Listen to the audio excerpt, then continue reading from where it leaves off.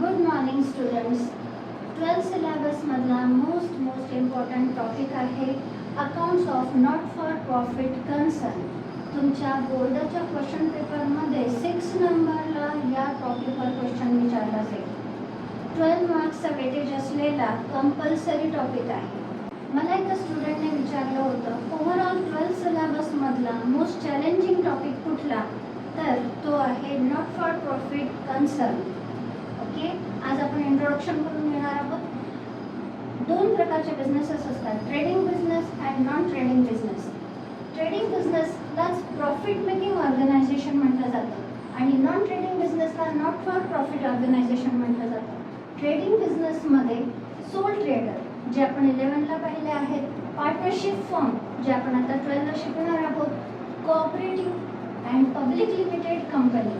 Okay, non for profit ऑर्गनायझेशनमध्ये schools, colleges, universities या educational सेक्टरमध्ये आपल्याला सर्व्हिस देत असतात.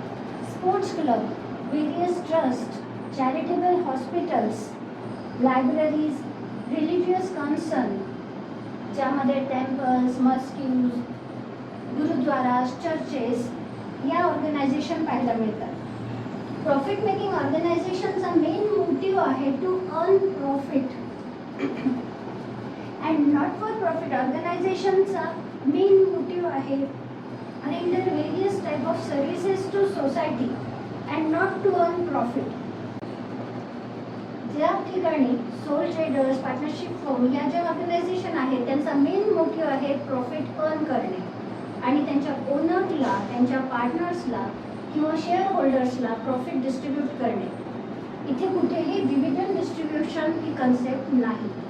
ओके, प्रॉफिट मेकिंग ऑर्गनायझेशनला ट्रायल बॅलन्स हा बेस असतो आणि त्या ट्रायल बॅलन्सच्या टुगेदर विथ फ्यू ॲडजस्टमेंट्स याच्या मदतीने आपण बनवत असतो trading account, profit and loss account and balance sheet.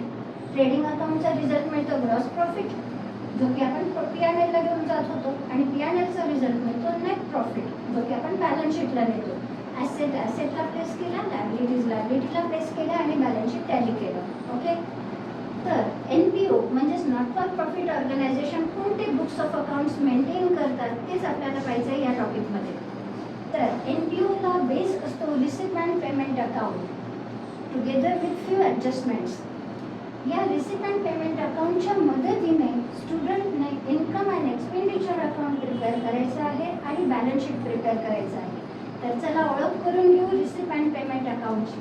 हे आहे receipt and payment account. Account म्हटल्यावरती अकाउंटचे सगळे रूल इथं ॲप्लिकेबल आहेत. Debit side, credit side. डेबिटला लिहिताना टूने सुरुवात करायची, क्रेडिटला लिहिताना बायने सुरुवात करायची. रिसिप्ट अमाऊंट ब्रॅकेटमध्ये रुपीज मेन्शन करायचं आहे, पेमेंट्स अमाऊंट. ओके, त्याला आपण पॉईंट वाईज जाऊ म्हणजे तुम्हाला समजायला सोपं जाईल. Receipt and payment account is a real account. Debit what comes in, credit what goes out हा रिअलचा रूल इथं ॲप्लिकेबल आहे. पॉईंट नंबर 1 काय आहे? Point number 1, receipt and payment account is a real account. Okay, receipt and payment account is similar to cash book. 11ला आपण जो cash book chapter शिकलेलो आहोत त्याच्याशी हा सिमिलर आहे. Receipt and payment account is similar to cash book is our second point. All cash receipt are recorded at receipt side, all cash paid are recorded at payment side. Chapter number point number 3, receipt and payment account start with opening cash और bank balance and end with closing cash or bank balance. एखाद्या ऑर्गनायझेशनचे number of बँकेमध्ये जर accounts open केलेले असतील त्यावेळेला बँकेची नावं इथं मेन्शन करायची आणि बॅलन्सेस इथे मेन्शन करायचे. तर आपला पॉईंट नंबर 3 काय आहे? Receipt and payment account start with opening cash और bank balance and end with closing cash और बँक बॅलन्स हा झाला आपला point number 3. Okay, point number 4 and important आहे की रिसिप्ट अँड पेमेंट अकाउंटला all revenue receipts and capital receipts are recorded here and all revenue payments as well as capital payments are recorded at payment side. हा झाला आपला point number 4. Revenue and capital याचं बायफिकेशन समजणं important आहे. ही झाली आपली receipt side आणि इकडे आहे आपली पेमेंट साईड.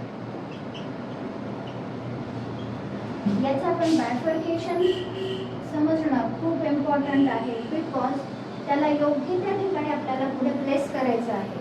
तर revenue receipts and capital receipts, revenue payments and capital payments. Revenue receipts which are recurring in nature, वारंवार उत्पन्न होणारे इन्कम्स, त्याला आपण म्हटलं जातं revenue receipts.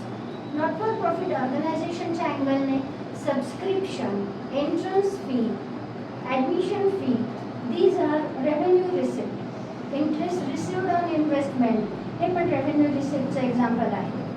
Capital receipts, capital रिसिप्ट्समध्ये life membership fee, legacies, specific fund, specific donation, हे झाले capital रिसिप्टचे example. Okay. Payments, revenue payments which are recurring in nature. या महिन्यात आपण पेड केल्यानंतर नेक्स्ट मंथला आपल्याला पुन्हा पे करावे लागतील, त्यांना म्हटलं जातं revenue payments. For example salary paid to staff, rent paid, electricity bill paid, mobile charges paid, these are revenue payments. If bank overdraft, then interest on overdraft paid, bank charges paid, these are revenue payments. Capital payments, capital payments means purchase of any fixed assets. एखाद्या ऑर्गनायझेशनने जर building purchase केली असेल तर ती झाली capital payment. Machinery purchase केली, furniture purchase केलं आहे तर त्याला आपण म्हणणार कॅपिटल पेमेंट, ज्याचं बेनिफिट आपल्याला लॉंग टर्म मिळतो आहे, ते झाले capital payments. Okay. Without making bifurcation, recipient पेमेंटला all revenue and capital receipt are recorded at receipt side and all revenue and capital payments are recorded at payment side.